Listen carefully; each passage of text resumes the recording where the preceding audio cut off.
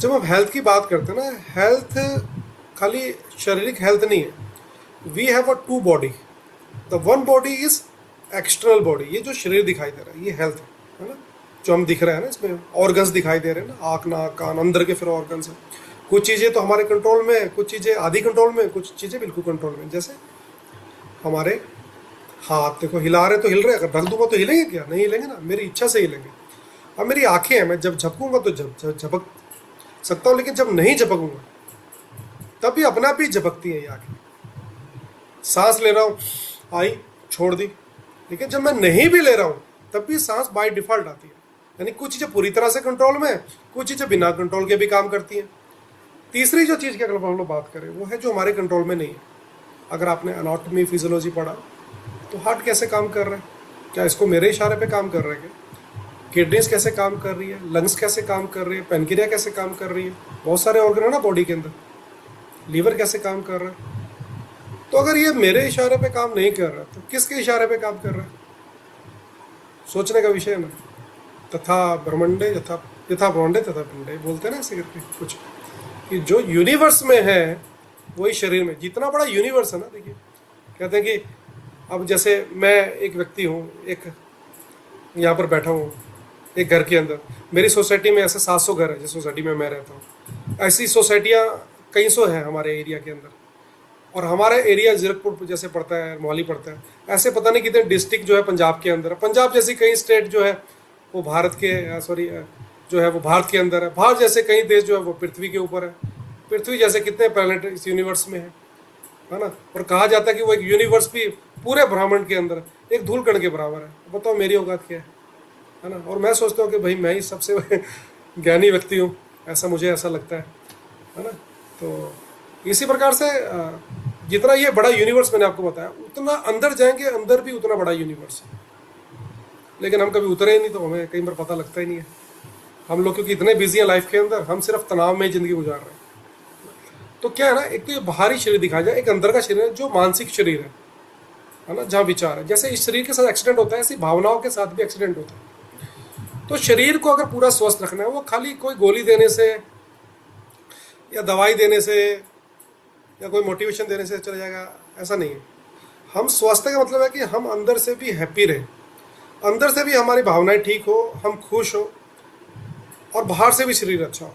ये बेसिक चीज़ है। उसके बाद फिर हमारा समाज, देखो अंदर से आदमी ठीक है ना भावनाओं के साथ शरीर के साथ, तो फाइनेंशियली और बाकी सब चीज़ें अपने आप ठीक हो जाती है। आपको बहुत ज़्यादा जोर नहीं लगाना पड़ता। अगर कोई व्यक्ति ना किसी कार्य में बहुत जोर लगा रहा है, बहुत मेहनत कर रहा है, मतलब कि वो अननेचुरल काम कर रहा है। देखिए आप सुबह टॉयलेट जाते हैं, टॉयलेट अगर आराम से आ जाए तो मतलब कि नेचुरल है। अगर टॉयलेट में जोर लगाना पड़े तो ठीक है, तो मतलब कि दिक्कत है। खाना अगर नेचुरली खा रहे हो, जोर लगा खाना पड़ रहा है, मतलब कोई भी कार्य में अगर आप बहुत ज़्यादा संघर्ष कर रहे हो तो मतलब वो अननेचुरल है। तो किसी भी ऐसे कार्य में जो आप अननेचुरल तरीके से कर रहे हैं, हम कभी भी उसमें सहज नहीं रह सकते। सहज रहना बहुत कठिन कार्य है, बहुत ज़्यादा कठिन कार्य है। ठीक है, तो फिर ये तो इसलिए फिर हमने पूरा कम्पैक्ट एक डिज़ाइन किया एक प्रोग्राम को। पहले हमने शुरू किया एक्यूप्रेशर के कोर्स से। अच्छा, एक्यूप्रेशर क्यों? ये एक ऐसी विद्या, ऐसा ज्ञान जो कि हमारे पूर्वजों ने, हमारे एशियन साइंस ने भारत में हमको मिला ही, और नालंदा तक्षशिला में पढ़ाया गया, और इसको चाइनीज़ लोग लेके वहाँ पर बौद्धिस्ट जो थे वो चाइना में ले गए, उन्होंने डेवलप इनको किया। 2018 के अंदर मुझे इसकी जानकारी मिली थी, तो मैंने पढ़ाई करना शुरू किया, लेकिन पढ़ाया नहीं। फिर हमने कहीं पर एक एकेडमी खोली, वहाँ पर कुछ टीचर्स को रखा। वहाँ मेरे पास 2 आयुर्वेदिक टीचर थे और एक लड़का हमने रखा थेरेपिस्ट। तो उनके थ्रू उस शास्त्र में पढ़ रहा था, उसको मैं पढ़ाई भी मैंने मेरी साथ साथ चल रही थी, तो मैंने तो काफ़ी कुछ सीखने को मिला। फिर समझ में आया कि जो एक्यूप्रेशर है ना, वो ऐसा विज्ञान है जो हमारे 16 संस्कार हैं, ये भी एक्यूप्रेशर है। अगर कोई यहाँ पे तिलक लगाता है तो वो भी एक्यूप्रेशर है, सूर्य बिंदु की ओर पीनल ग्लैंड एक्टिवेट करता है। अगर हमारे कान के अंदर कोई अगर बाली डालता है तो वो भी एक्यूप्रेशर है। कान की शेप को देखो कि बच्चे की तरह है, तो यहाँ पर हमारा पीनियल ग्लैंड एक्टिवेट होता है अगर उस पर करें तो। अगर मैं आपको चार्ट भेजूंगा, उससे ऊपर अगर कहीं पर लेडीज़ क्या करती हैं, थोड़ा सा ऊपर करके वो कर लेती है, बींद लेती हैं कान को, वो अच्छा नहीं है। उससे क्या होता है, जैसे अगर ये मान लो मेरा फेस है, तो ये अगर मेरा कान मेरा फेस हुआ, अगर यहाँ पर है तो एक्टिव रहेगा हमारा ब्रेन। अगर थोड़ा नीचे गया, आँखों तक भी ठीक है, लेकिन यहाँ तक अगर थोड़ा ऊपर करके लगा दिया, पॉइंट सही नहीं है, अगर काम की छेद सुरा के अंदर, तो फिर लेडीज ज़्यादा बात करना शुरू कर देती है, एक्टिव हो जाएगा। ये सच है ये बात। मामूली संदूर लगाना, पाँव में बिछिया क्यों डालते हैं? अच्छा, हाथ में कलेवा क्यों, ये हमारे यहाँ कलेवा बोलते हैं, धागा बोलते हैं, क्यों बांधते हैं इसको? किस लिए बांधा गया? ये मेरिडियंस है हमारी। सरदार लोग जो है हमारे भाई है वो कि कड़ा डालते हैं, क्यों? यहाँ पर पॉइंट्स हैं, जेनिटल्स के पॉइंट्स हैं, बावसीर का पॉइंट है यहाँ पर। लेडीज के लिए भी चूड़ियाँ डालती हैं हाथ में, इतना क्यों डालती हैं? यूट्रस के लिए, बच्चादानी स्ट्रांग होती है उससे।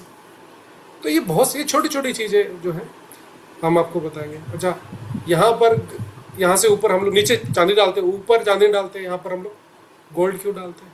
ये सब जो भी है ना, ये सारी की सारी जब आप हमारी संस्कृति को देखोगे, क्योंकि यहाँ पर कोई हिंदू, मुस्लिम, सिख और ईसाई तो हो सकता है, लेकिन संस्कृति तो एक ही है, वैदिक संस्कृति।